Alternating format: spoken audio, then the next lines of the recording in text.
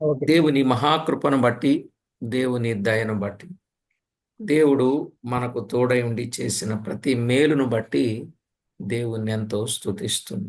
கர்த்தர் நம்மோடு இருந்து தயவு பாராட்டி தேவன் செய்த அதிசயமான காரியங்களுக்கே நம் நன்றியை நாம் தெரிவித்துக் கொள்கிறோம்.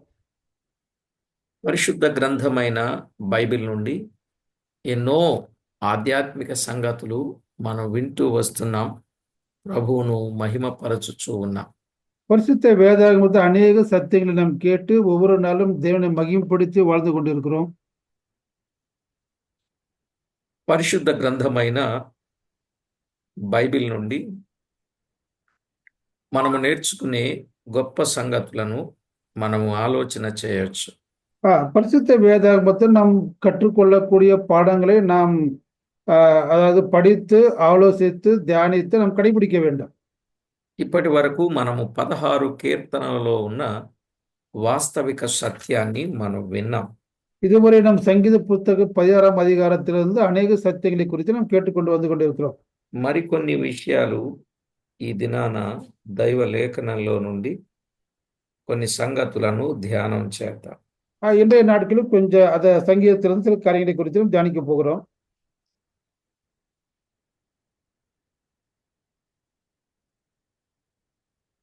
దేవుని వాక్యములో ఎన్నో విషయాలు, మన మనుగడకు అవసరమైన విషయాలు మనము ఒక్కొక్కటిగా జ్ఞాపకం చేసుకుంటూ వస్తున్నాం.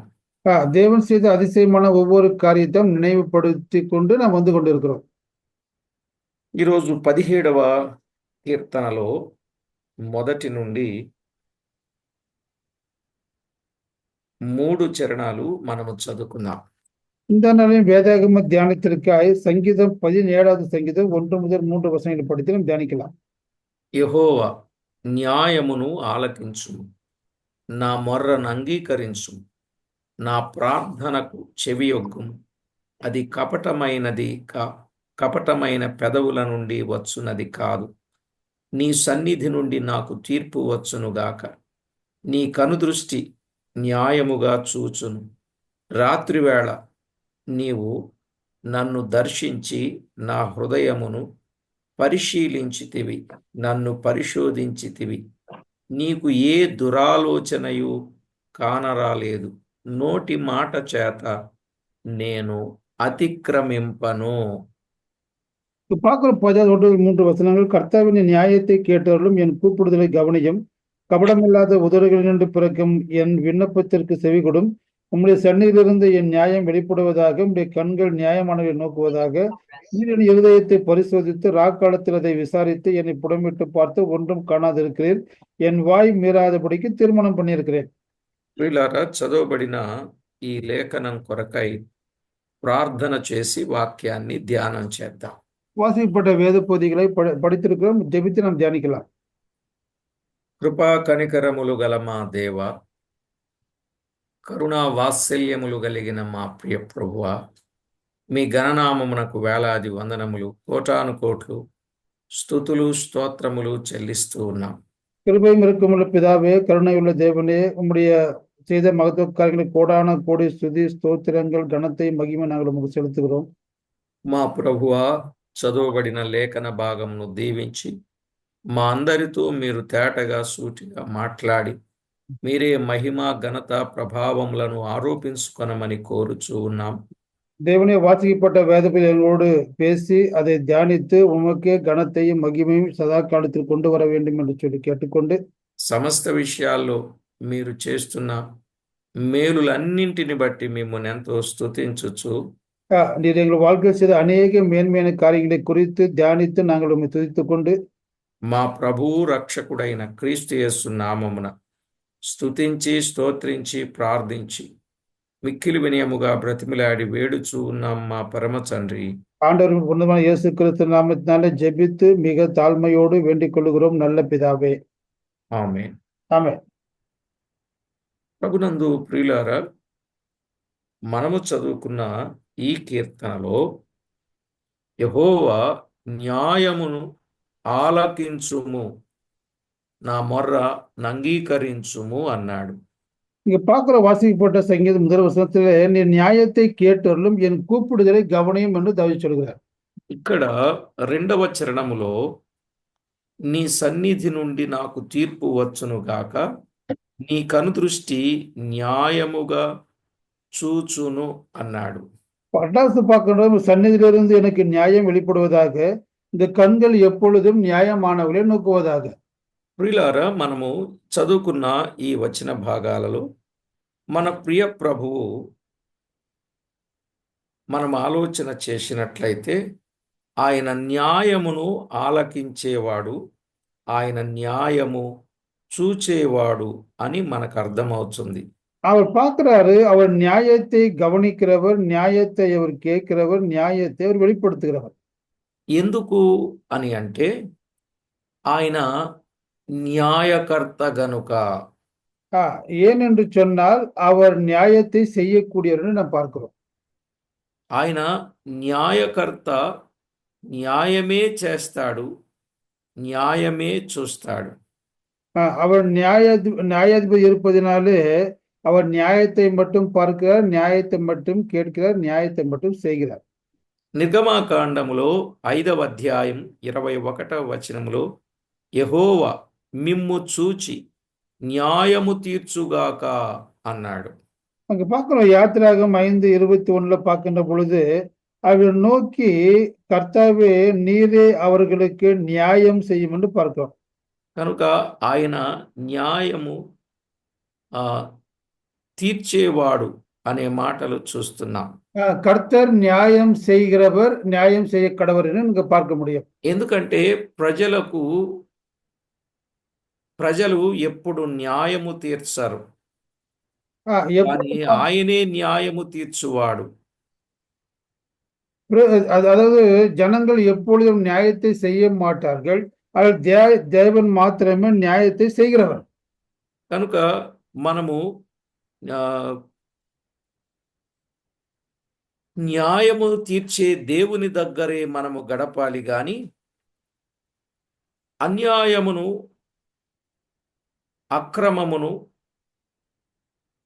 ప్రజల లోపల ఉంచుకుంటారే వారికి దూరంగా మనము జీవించాలి.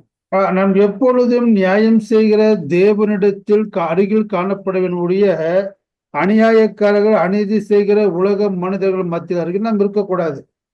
ఎప్పుడైనా ఎవరైనా న్యాయము తప్పి తీర్పు తీర్చకుండా ఉండాలంటే న్యాయవంతుని సహవాసములో ఉంటేనే సాధ్యం. எப்பொழுது நாம் நியாயத்தை கடைபிடித்து நியாயமாக தீர்ப்பு செய்ய வேண்டுமானால் நாம் நியாயம் செய்யக்கூடியவர்களோடு கூட நாம் அருகில் காணப்பட வேண்டும். దేవుడు చాలా వివరంగా చెప్పాడు ఆయనను గూర్చిన సంగతి. ఆయన న్యాయకర్త అని యోబు నోరారా పలికిన సందర్భం. யோபு அவரை குறித்து சொல்லுகின்ற பொழுது அவர் எப்பொழுதும் நியாயம் செய்கிற கர்த்தர் என்று யோபு சொல்லுகிறார். యోబు గ్రంథం 9వ అధ్యాయం 15వ వచనం. நான் பார்க்கிறோம் யோபு 9:15 நாம் பார்க்கின்ற பொழுது అక్కడ ఏమని వ్రాయబడిందంటే, నేను నిర్దోషినయుండినను ఆయనకు ప్రత్యుత్తరము చెప్పజాలను, న్యాయకర్తయని నేనాయన్ను బతిమాలు కొనదగును. பார்க்கிறோம் யோபு 9:15 நான் நீதிமானா இருந்தாலும் அவருடைய வழக்காடாமல் என் நியாயாதிபதியினிடத்திலே இரக்கத்திற்காக நான் கெஞ்சுவேன். కనుక దేవాది దేవుడు న్యాయకర్త. ఆయన న్యాయము చేసేవాడే గాని న్యాయమును త్రిప్పివేసేవాడు కాదు, న్యాయమును తప్పించి తీర్పు తీర్చువాడు కాడు. நியாயாதிபதியை யார் என்று பார்க்கிறோம். நியாயாதிபதியை கர்த்தர் எப்பொழுதும் நியாயம் செய்கிறவர்.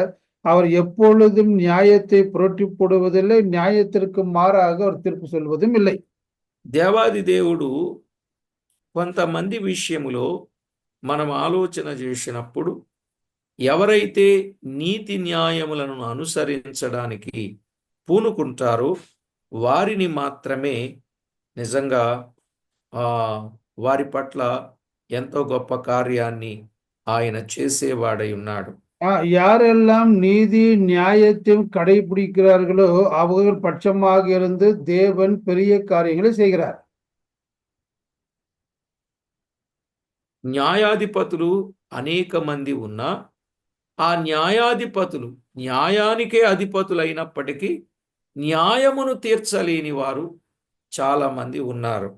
நியாயாதிபதிகள் என்று பெயர் சொல்லிக்கொண்டு நியாயத்தை தீர்க்க வேண்டிய அவர்கள் அதன் நியாயத்தை தீர்க்காமல் இருக்கிறார்கள் சில பார்க்க முடியும். కాబట్టి ప్రతి ఒక్కరూ కూడా న్యాయకర్త అయిన దేవుణ్ణి మనము ఏది బతిమాలుకున్నా ఆయన తన సహాయమును ఇస్తాడు అనే విషయాన్ని మనం చూడగలం. நியாயாதிபதியா இருக்கிற தேவனிடத்திலே நாம் கெஞ்சுகின்ற பொழுது தேவன் நமக்கு இரக்கம் காண்பிக்கின்ற தேவனாக இருக்கிறார். చూడండి, లూకా వ్రాసిన సువార్త 18వ అధ్యాయంలో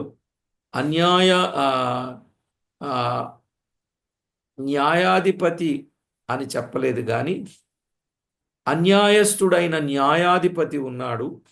ఆ అన్యాయస్తుడైన న్యాయాధిపతి మాటి మాటికి తన్ను అడుగుచున్నప్పుడు ఆయన న్యాయము తీర్చేవాడు అనే మాట చూస్తాం.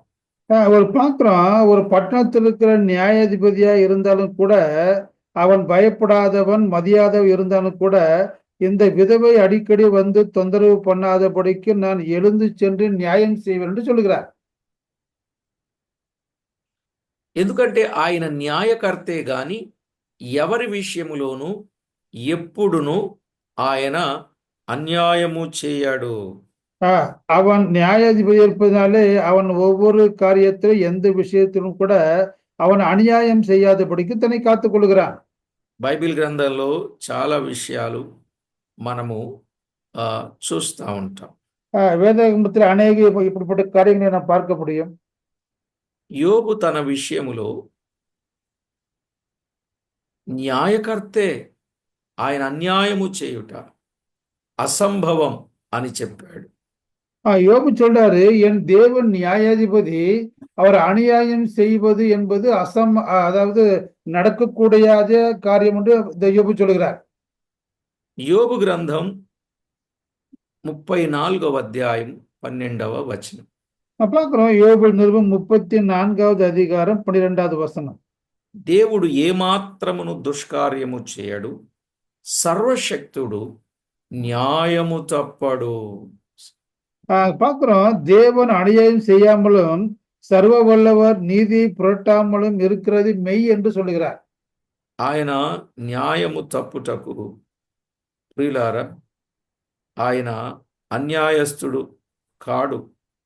దేవుడు అన్యాయము చేయుట అసంభవం. பார்க்கிறோம், தேவன் அநியாயம் செய்பவர் அல்ல, அப்படி அநியாயம் செய்வது பார்க்கின்ற பொழுது சாத்தியமான காரியம் இல்லை என்று யோபு சொல்லுகிறார். 34:10 యోబు గ్రంథం. విజ్ఞానము గల మనుషులారా నా మాట ఆలకించుడి, దేవుడు అన్యాయము చేయుట అసంభవం. 34 యోబు గ్రంథం 34:10. సర్వశక్తుడు దుష్కార్యము చేయుట అసంభవం. இங்க பார்க்கிறோம், யோபு 34:10, ஆகையால் புத்திமான்களை எனக்கு செவி கொடுங்கள், அக்கிரமம் தேவனுக்கும் அநீதி சர்வ வல்லவருக்கும் தூரமாக இருக்குது என்று பார்க்க முடியும். కనుక దేవుడు ఎప్పుడు ఎవరికి ఏ న్యాయం చేయాలనుకుంటాడో అదే న్యాయం అనేది ప్రతి వారికి తెలిసిన విషయమే. தேவன் எப்பொழுது அநியாயம் செய்பவர் அல்ல, அவர் நியாயம் செய்கிறார் என்று ஒவ்வொரு மனிதனுக்கும் தெரிகிறது என்று பார்க்க முடியும். దేవుడు యోబు గ్రంథం 37వ అధ్యాయం 23వ వచనంలో మనము చదివినప్పుడు பார்க்கிறோம், யோபு 37:23 நாம் படிக்கின்ற பொழுது, సర్వశక్తుడగు దేవుడు మహాత్యము గలవాడు, ఆయన మనకు అగోచరుడు, న్యాయమును నీతిని ఆయన ఏమాత్రమును చెరుపడు, అందువలన నరులు ఆయన యందు భయభక్తులు కలిగి యుందురు అన్నాడు. பார்க்கிறோம், யோபு 37:23 சர்வ வல்லவரை நாம் கண்டுபிடிக்க கூடாது, அவர் வல்லமையிலும் நியாயத்திலும் பெருத்தவர், அவர் மகா நீதிவர் ஒடுக்க மாட்டார். కాబట్టి ప్రియులారా న్యాయమును నీతిని ఆయన ఏమాత్రము చెరుపడు. ఎంత విశేషమైన మాట. அவர் சொல்றாரு, அவர் நியாயத்தையும் நீதியையும் என்றைக்கும் ஒரு ஒடுக்க மாட்டார் என்று பார்க்க முடியும். ఆ ఆయన అన్యాయము చేయుట అసంభవం. அவர் அநியாயம் செய்வது சாத்தியமல்லாத ஒன்று. సర్వశక్తుడు న్యాయము తప్పడు. சர்வ வல்லமையுள்ள தேவன் நியாயம் தவறாதவர். ఆయన ఏమాత్రము న్యాయమును చెరుపడు. அவர் எப்பொழுதும் நியாயத்தை விட்டு விலகாதவர் என பார்க்க முடியும்.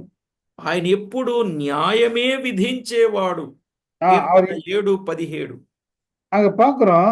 ஆனா కీర్తన 7:17 ఆయన ఎప్పుడు న్యాయమే విధించువాడు. సంగీతం 7:17 பார்க்கிறோம். அவர் எப்பொழுதுமே நியாயத்தை கடைபிடிப்பவர். అందువల్ల ఆయన న్యాయకర్త. அதனால் அவர் நியாயாதிபதி என பார்க்க முடியும். ఆయన ఎప్పుడైనా తీర్పు తీర్చాల్సి వస్తే ఆయన న్యాయమును బట్టే తీర్పు తీర్చేవాడు. 7:11 కీర్తనలో చెప్పాడు. 7:11 பார்க்கிறோம்.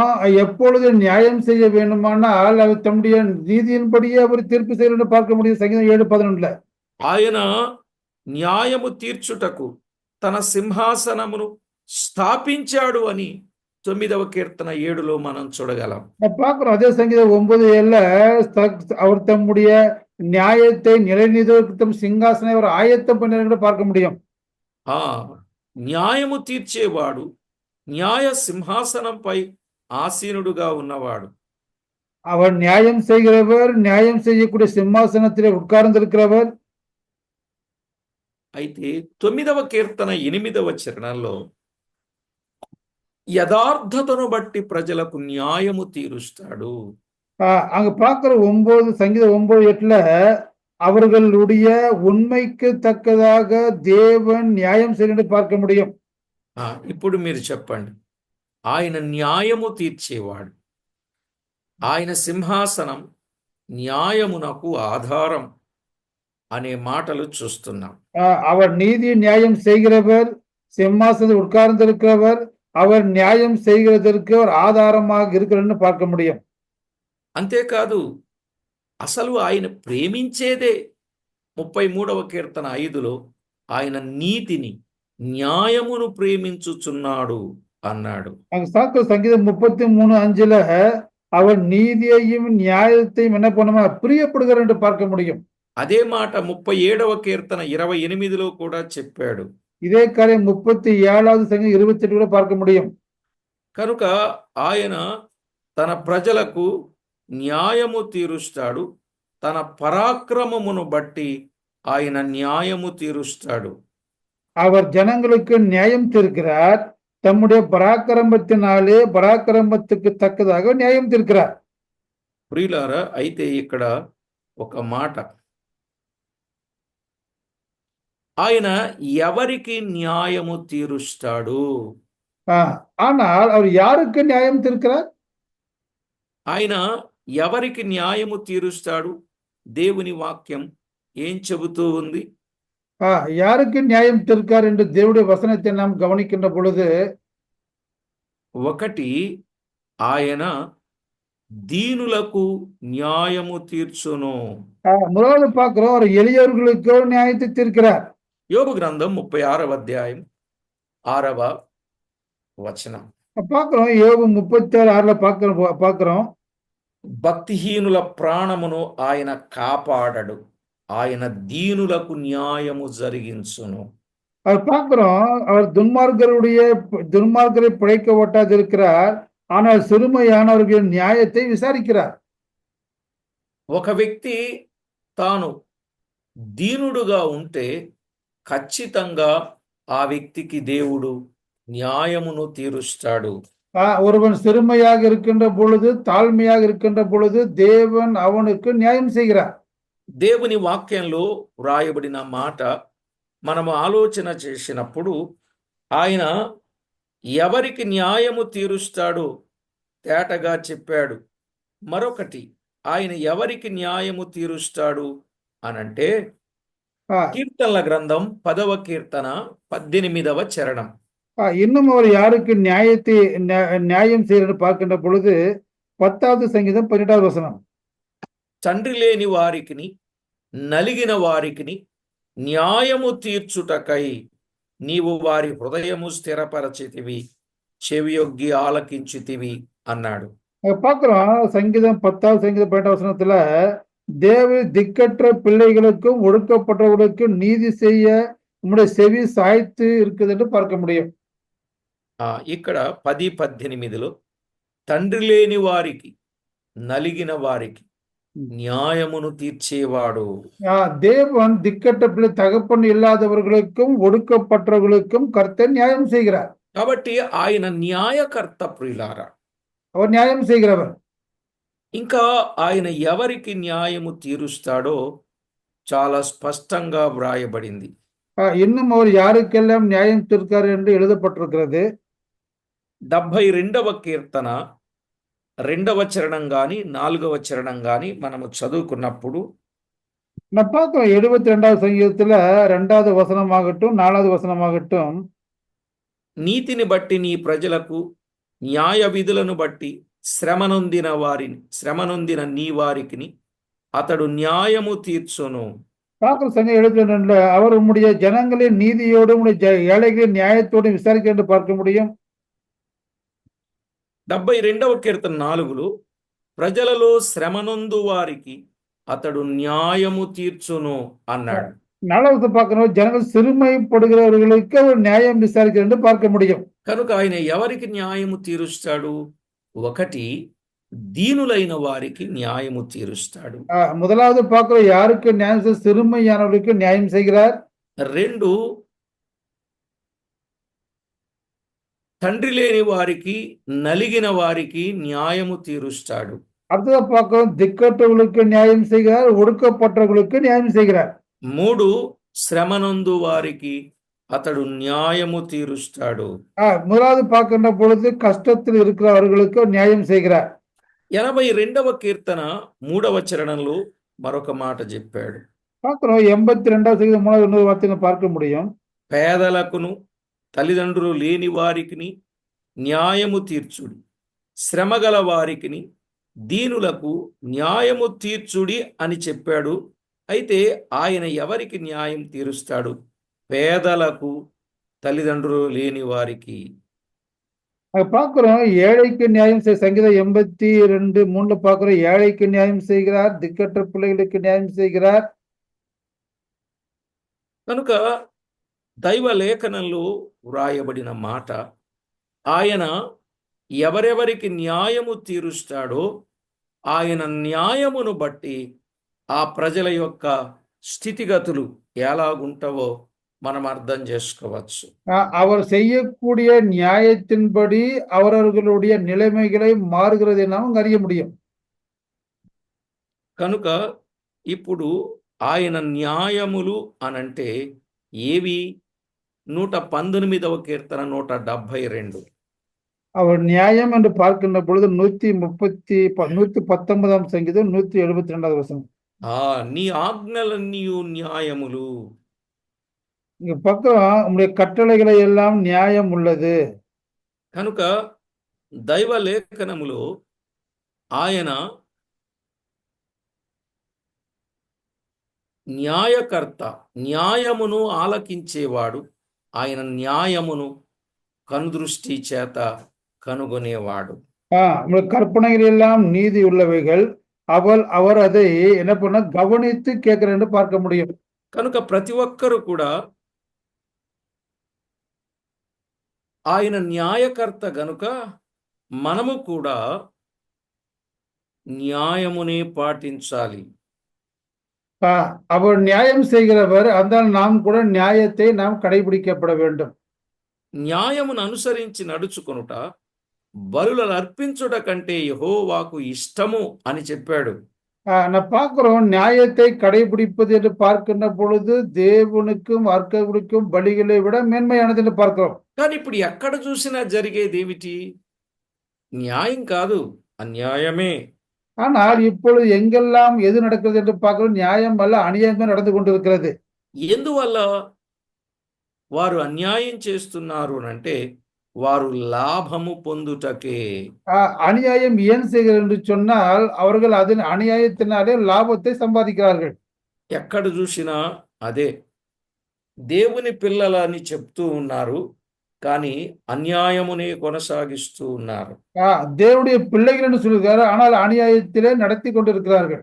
అంటే దైవాజ్ఞలను పాటించకపోతే వారు అన్యాయము చేసిన వారే అవుతారు. ஆனா தேவனுடைய கட்டளைகளை அவர்கள் பின்பற்றாததினாலே அவர்கள் அநியாயமே செய்கிறார்கள். మరి దానిని బట్టి మనం ఆలోచన చేయాల్సిన మాట ఏమిటి? அதை குறித்து நாம் ஆலோசிக்கக்கூடிய காரியம் என்ன? ఎక్కడ చూసినా న్యాయము లేదు. எங்கு பார்த்தாலும் நியாயம் இல்லை. కానీ ప్రభువును కలిగిన వారు, ప్రభు పోలికలోనికి మార్చబడిన వారు మాత్రమే ఆయన అనుసరించిన న్యాయమును ఆయన పిల్లలు అనుసరిస్తారు. ஆனாலும் தேவனை ஏற்றுக்கொண்டவர்கள் தேவனை போல நடந்து தேவனுடைய நீதி நியாயத்தை அனுசரிக்க வேண்டும். ప్రియులారా, ఎప్పుడైతే న్యాయమును మనము కలిగి ఉంటామో, న్యాయముగా ఇతరులకు ఆ కార్యాన్ని జరిగిస్తామో, అట్టి వారికి ఏమున్నదో తెలుసా అండి? ஆனா எப்பொழுது நியாயம் செய்கிறோமோ, நியாயத்தோடு ஜீவிக்கிறோமோ, அவருக்கு என்ன வைத்திருக்கிறது என்று நாம் பார்க்கின்ற பொழுது, చూడండి, సామెతల గ్రంథం 24:25లో அதாவது நீதிமொழிகள் 24:25ல న్యాయముగా తీర్పు తీర్చు వారికి మేలు కలుగును అన్నాడు. அங்க பார்க்கிறோம். நீதிமொழி 24:25ல நியாயமாய் செய்கிறவர்களுக்கு என்ன உண்டு? அவங்களுக்கு மேன்மை உண்டு. இன்னும் சொல்ல போனா அவர்களுக்கு பார்க்கின்றது ஆசீர்வாதம் கிடைக்கிறது என்று பார்க்கிறோம். అక్కడే ఉంది, క్షేమకరమైన దీవెన అట్టి వారి మీదికి వచ్చును అన్నాడు. அங்க பார்க்கிறோம், நீதிமான்கள் என்ன கிடைக்க பார்க்கின்ற பொழுது அவர்கள் செம்மையான, அதாவது ఉత్తమ ఆశీర్వాదం கிடைக்கிறது என்று பார்க்க முடியும். కనుక ఒకటి, న్యాయముగా ఎప్పుడైనా ఎవరికైనా తీర్పు తీరిస్తే మనకు మేలు కలుగుతుంది. 2, క్షేమకరమైన దీవెనను ఇస్తాడు. முதலாவது நமக்கு செம்மையான நன்மை கிடைக்கிறது. அது மாத்திரமல்ல, நமக்கு மேலான ஆசீர்வாதமும் கிடைக்கிறது.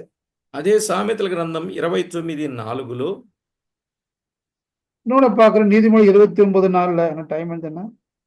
ఓకే, దేవుని వాక్యంలో వ్రాయబడిన మాట, நீதிமொழி 29:4 தேவனுடைய வார்த்தை எழுதப்பட்டிருக்கிறது என்று சொன்னால், న్యాయము జరిగించుట వలన రాజు దేశమునకే క్షేమము కలుగజేస్తాడు. நியாயத்தை நடப்பதினாலே ராஜா தேசத்தை நிலைநிறுத்துகிறான். అదే సామెతలు 29:14లో న్యాయమును జరిగించుట వలన ఆ రాజు సింహాసనం నిత్యముగా స్థిరపరచబడును. அப்படி செய்கின்ற பொழுது ராஜாவுடைய சிங்காசனம் என்றைக்கும் స్థిరமாக இருக்குது என்று பார்க்க முடியும். ఇప్పుడు చెప్పండి, ఎవరైతే న్యాయమును తీరుస్తారో వారికి మేలున్నది, క్షేమకరమైన దీవెన ఉన్నది. யாரெல்லாம் நியாயத்தை நடக்க நன்மை உண்டு, அவர்களுக்கு மேலான ஆசீர்வாதம் உண்டு. అట్టి వారి వలన ఇతరులకు క్షేమం, దేశానికే క్షేమం ఉన్నది. அப்படியாக நடக்கின்ற பொழுது அவர்களுக்கு சேமம், அவர்கள் மூலமாக மற்றவர்களுக்கு சேமம், தேசத்திற்கு சேமம். అట్టి వారి సింహాసనం నిత్యము నిలుచుతుంది. కనుకనే ఎప్పుడు న్యాయం న్యాయం న్యాయమే కాని అన్యాయంగా మన జీవితాన్ని కొనసాగించకూడదు. அப்படியாக நீதி செய்யக்கூடிய சிம்மாசனம் எப்பொழுதும் நிலைத்திருக்கிறது. அதே நியாயம் நியாயம் நியாயம் செய்கின்ற பொழுது அது நிலைத்திருக்கிறது. அது எப்பொழுதும் அழியாது என்று பார்க்க முடியும். ఇప్పుడు మీరు చెప్పండి, దేవుడు న్యాయకర్త, న్యాయము జరిగించేవాడు. தேவன் நியாயம் செய்கிறவர், அவர் நியாயத்தை செய்கிறார். ఆయన ఎవరికి న్యాయము చేస్తాడో చెప్పాడు. அவர் யாருக்கெல்லாம் நியாயம் செய்கிறார் என்று பார்த்தோம். ఆ న్యాయము వలన కలిగే ప్రయోజనం ఏంటో చెప్పాడు. அதனால் உண்டாகும் நன்மைகளை குறித்து கூட நாம் தியானித்தோம். అవి మీ మనసులో పెట్టుకొని ప్రభువుకు మహిమ తేవలనని ప్రేమతో మనవి చేస్తూ ప్రార్థన చేసుకుందాం. இதையெல்லாம் மனதில் வைத்துக் கொண்டு நாம் அன்புடன் ஜெபிக்கலாம். న్యాయకర్త అయిన మా ప్రియ ప్రభువా, మీకు స్తోత్రం. நியாயம் செய்யக்கூடிய உண்மையான தேவனே, உமக்கு ஸ்தோத்திரம். మీరు న్యాయకర్త, న్యాయమును ప్రేమించువాడు. நீ நியாயம் செய்கிறவர், நியாயத்தை அன்பு செய்கிறவர். ఎవరికి న్యాయము తీరుస్తారో కూడా తేటగా చెప్పారు. யாருக்கெல்லாம் நியாயம் செய்கிறீர் என்பது குறித்து கூட நாங்கள் தியானித்தோம். న్యాయము తీర్చే వారి విషయంలో ఏమేమి ప్రయోజనాలు పొందుతారో కూడా చెప్పారు. அப்படியாக நியாயம் செய்கிறவர் என்ன நன்மை பெறுகிற குறித்து కూడా நாம் தியானித்தோம். కనుక ప్రతి వ్యక్తి కూడా ఆ విధమైన జీవితాన్ని కలిగి మీకు మహిమకరంగా జీవించుటకు సిద్ధపరచమని కోరుచు, ஒவ்வொருவரும் கூட அப்படியாக நீதி செய்து தேவனுக்கு மகிமையாக வாழ வேண்டும் என்று சொல்லி கேட்டுக்கொண்டு, మా ప్రభువు మా రక్షకుడునైన యేసుక్రీస్తు అతి శ్రేష్టమైన అమూల్యమైన నామమున స్తుతించి స్తోత్రించి ప్రార్థించి వినులమై వేడుచూ ఉన్నాం మా పరమ తండ్రి. ஆண்டவரும் உன்னதமான இயேசு கிறிஸ்து நாமத்தினாலே ஜெபித்து வேண்டிக் கொள்கிறோம் நல்ல பிதாவே. ఆమేన్. ఆమేన్. ప్రభునందు ప్రియుల